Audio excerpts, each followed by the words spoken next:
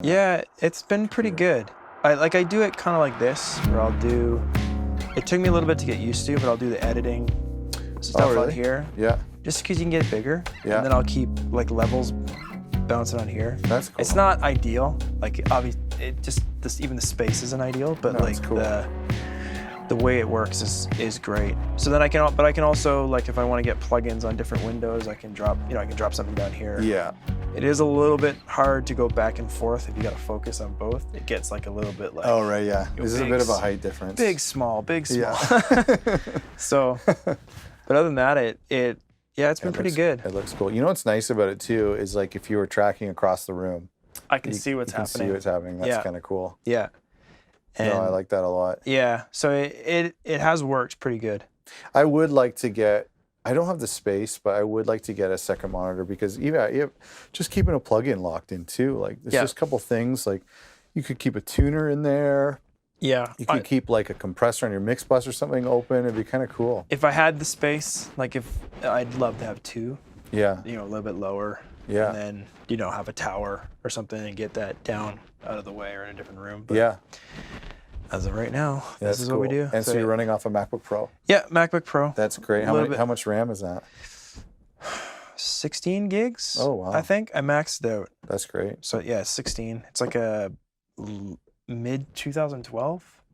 Okay. So it's runs crazy pretty that well. like all of this stuff can run off of this tiny little laptop. It's pretty crazy. That's cool. If I get too adventurous, yeah, it can hate me sometimes, but well, it's usually pretty good. To me, it's like it's no longer an issue since track freeze. Like that's just like I do that all the time now. Commit to stuff. Yeah, or everything. Freeze it. Yeah. Yeah.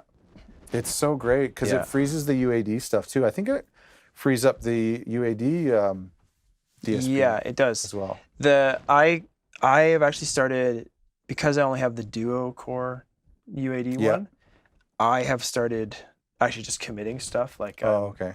So recording with it or just mixing it. I'll record with it. Yeah. If I find something I like. Yeah. If it's like just to get a vibe, then I'll just have a reverb and a bus send, and I won't record that. Sure.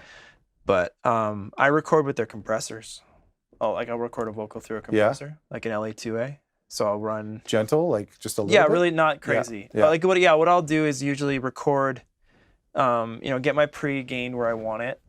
And then if I'm gonna go in, I'll record the 1176, kind of light, like really fast though. So it's doing fast attack, fast release. So it's just knocking down peaks. Like maybe at the very loudest, it's gonna hit 5 or 7 dB in reduction. Okay.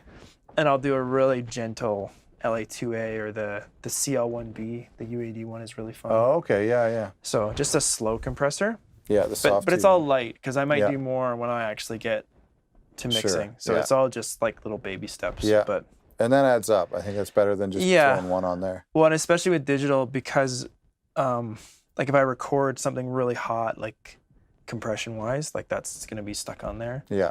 And I don't want to do that. Yeah, so, totally. Speaking of compressors, I love that compressor. It's incredible. So good. Yeah, the MJ? Klanghelm. Yeah, it's so good. It's like incredible. $30. $30. I know, and there's 3 of them. Yeah. I kept seeing people talk about that back in like 2 years ago whenever it came out. Yeah. It was something on Gear Sluts where people said, what's your favorite compressor, favorite plugin? And it was like 85% of people were saying this. And I was like, I better check that out. It's incredible. I think people would say the same even if it was $300. Yeah. Well, how much do you spend on the UAD compressors or something like that? They're great, full price, but they're like, this is just as good. So I just got an Apollo myself. And what plugins do you like? What have you bought extra? What have I bought? So I had a problem with this one when I bought it. Okay. So, and I sent it into HHB, the distributor in Toronto. So they went to fix it, and they took months instead of weeks, what they said, to fix it.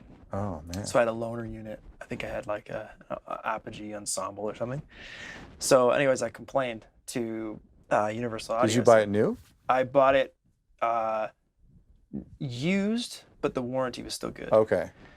So, and because I bought it from Long McQuaid, they honored the warranty. If you just swap it with a friend or something, they don't. So, but anyways, what they did is they gave me a year free trial of every plugin. Yeah, so I have for a year until about the middle of the summer next year. I have every plugin every single plugin that they make, except the new ones that they've released since then. Oh, really? So I don't have the Zener. Yeah. But the ones I like, what am I using? Unbelievable. Here? Yeah, so it's really fun. It's I can try good for you stuff that I really like. I really like some of the compressors. The CL1B is really cool. The TubeTech one. Yeah. I love the what's it called? Summit Audio TL100. Okay. TLA 100. Yeah. That on like drum overheads or something. Okay. I don't know what it does, but it check it out. Pops like the room, just like kind of like it like glues everything together, and you hear the room it's recorded in. That's really cool. Man, that's incredible. You get to test stuff without any pressure too. Yeah. You know, like and you can use it for a whole record. Yeah. It is incredible. So it's been fun. It's gonna suck when it expires. Yeah, you're gonna open up old sessions and be like everything is not working. Buy some. So I'll probably have to spend a couple $1,000. I had a coupon, and when I got it, and so I was trying to figure out what to get. Yeah. And I've been happy with my plugin collection before UAD, so I didn't feel like I needed much. Yeah. Somebody had suggested the EMT 140 reverb. Yes, I have those. They're amazing. So beautiful. Yeah, they're great. I loved it. So I bought that, and it was great. And actually, a lot of people suggested that when I asked. The plate is those plates are great. I love them. I use the 140 on vocals all the time. There is some stuff I want to talk about. Yes. But what's your favorite piece? Favorite piece. What do you love the most here? Recently, I like it all. I don't know. Recently is this.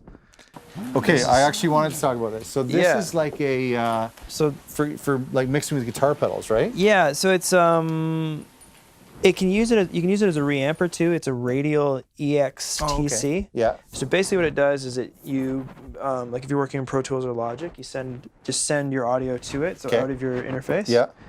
Into there, it comes out here at line like a guitar line level, and then you can run it through whatever pedal you want or a whole pedal board.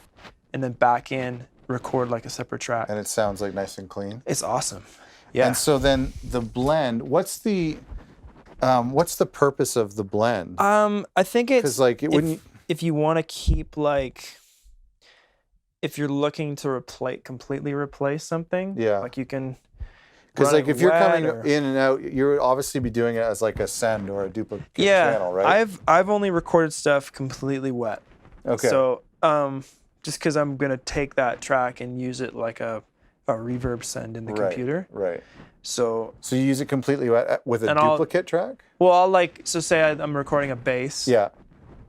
That I've recorded clean or through a DI. Yeah. I'll pump that bass out and then I'll run it through an overdrive pedal or something or a fuzz pedal. Yeah. Back in. So I'll get the signal like I want it. Record that 100% through that pedal. Mm-hmm. And then back into the computer and then mix it in. Because you still have the original. So I'll keep going in the computer. So I use the computer as more like a dry or wet control. Yeah. But I wonder what the blend would be for, because most people would be doing that, I think. Yeah. So so this is obviously post receive or post return. Okay. So it wouldn't affect the send, but then you have like a send and receive knob. So you can pump it really hot back into your computer. Right, okay. Why, I'm not sure. Like you have to make up that much gain. But then the send, like if I'm sending something to, say you have like an old tube tape delay or something like that, you could probably drive it pretty cool. So what kind of cool stuff could you do with that? Whatever you want. I've used it. I wonder what would be. I have another one coming actually, so I'm gonna do I have a stereo pair. Oh, nice. So I can do. So you could technically go through like an amp head or something too, even, right? Yeah, you can run it through amp heads, you can run it through reverbs, you can run it through overdrives, delays. I'm gonna get a couple more things soon, but so I want it to pump out to a stereo reverb. Yeah, right. So I want to buy one of those Strymon Big Skies. Oh, that would be great. Yeah, I've mixed with that before. Yeah. Yeah. So and then have the ability to, like if I have a keyboard track or anything in stereo, even like